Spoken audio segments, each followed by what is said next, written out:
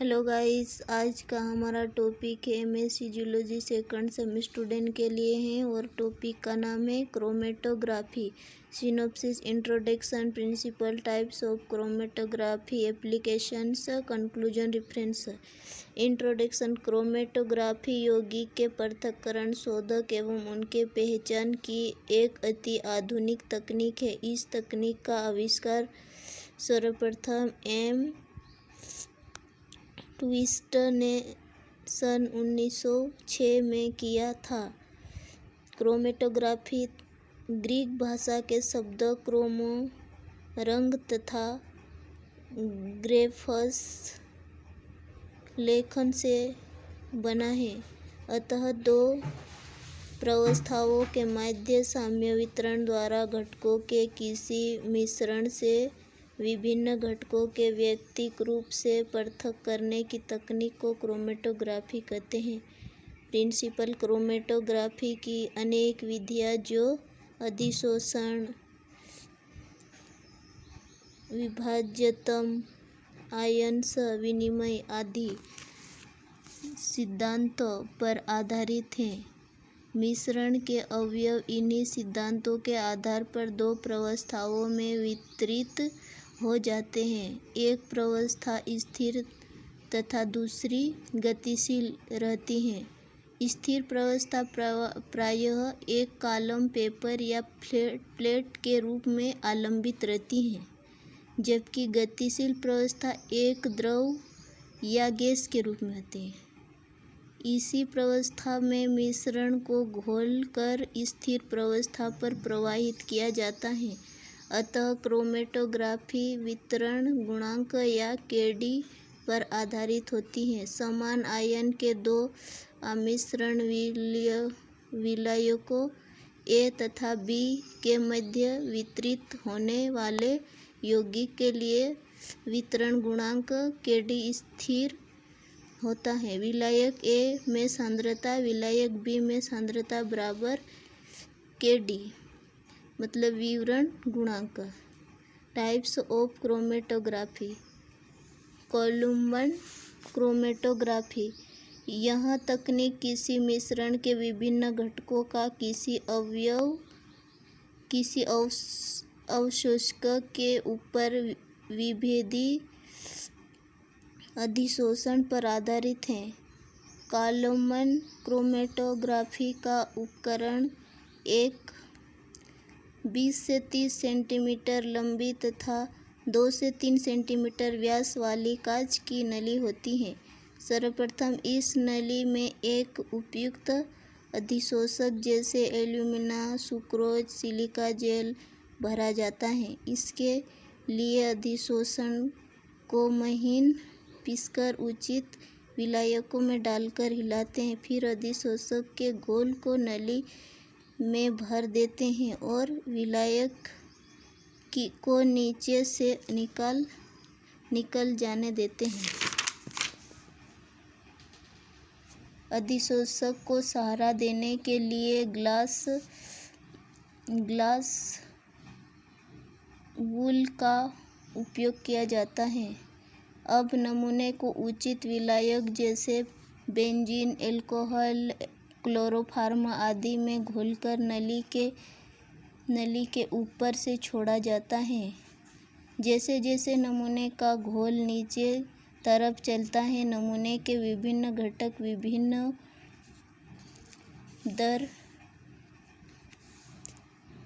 विभिन्न दर अधिशोषक पर अवशोषित होते हैं।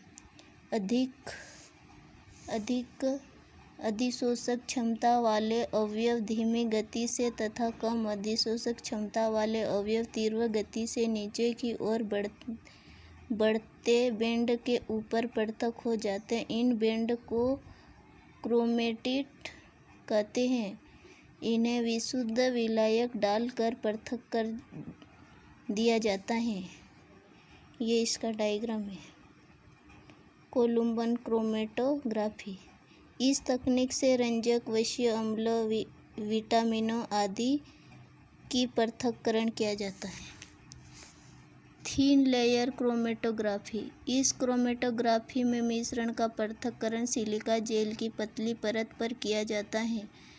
इस अधिशोषक के साथ बंधक माध्यम जैसे CaCO3 या स्टार्च एवं पानी के साथ मिलाकर कांच की एक प्लेट पर समरूप पतली परत के रूप में फैला देते हैं। बाद में इसे ओवन में रखकर सुखा लिया जाता है। प्लेट पर नमूने के मिश्रण को पिपेट की सहायता से अंकित किया जाता है। इसके बाद प्लेट को कुछ देर तक छोड़ दिया जाता है ताकि विलायक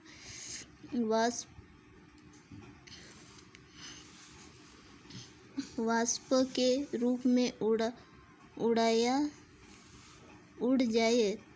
तब प्लेट को एक टैंक में रखा जाता है जिसमें विलायक भरा होता है। सावधानी रखी जाती है कि प्लेट पर अंकित मिश्रण विलायक के अंदर न डूबा है। जब विलायक प्लेट पर ऊपर की ओर चढ़ जाता है तो इसे सावधानीपूर्वक टैंक से निकाल लिया जाता है। सूखने के बाद प्लेट को विभिन्न अभिकर्मों की सहायता से निकास कर यौगिकों को पहचाना जाता है। ये इसका डायग्राम है।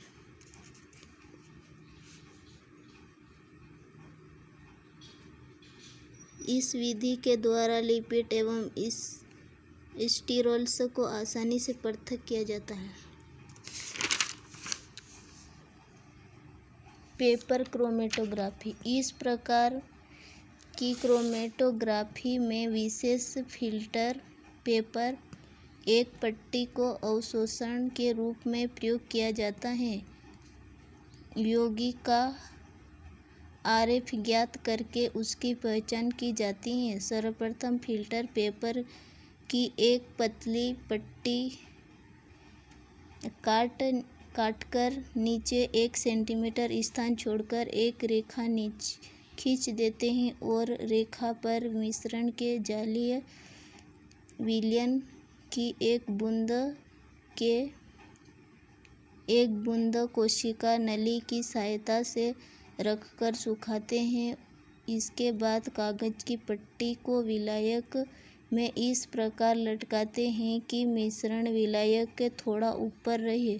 10 से 15 मिनट बाद विलायक कागज की पट्टी पर ऊपर तक चढ़ जाता है। तब कागज की पट्टी को निकाल कर सुखा देते हैं। बिंदु के रूप में पृथक हुए अवयवों की स्थिति को नोट कर लेते हैं। ये इसका डायग्राम है। इस विधि का उपयोग शर्करा एवं अमीनो अम्लों के विश्लेषण हेतु किया जाता है। एप्लीकेशन। क्रोमेटोग्राफी तकनीक का उपयोग किसी मिश्रण के विभिन्न रासायनिक अवयवों की पहचान तथा पृथक्करण के लिए किया जाता है। कॉलम क्रोमेटोग्राफी का उपयोग रंजक, वसीय अम्ल, विटामिन के पृथक्करण के लिए किया जाता है। थिन लेयर क्रोमेटोग्राफी का उपयोग लिपिड्स तथा स्टीरोल्स के पृथक्करण के लिए किया जाता है। पेपर क्रोमेटोग्राफी का उपयोग शर्करा तथा अमीनो अम्लों के पृथक्करण के लिए किया जाता है। और गैस क्रोमेटोग्राफी का उपयोग गैसों, विटामिनों, औषधियों, कीटनाशकों, प्रदूषण कारकों आदि की पहचान के लिए किया जाता है। कंक्लूजन।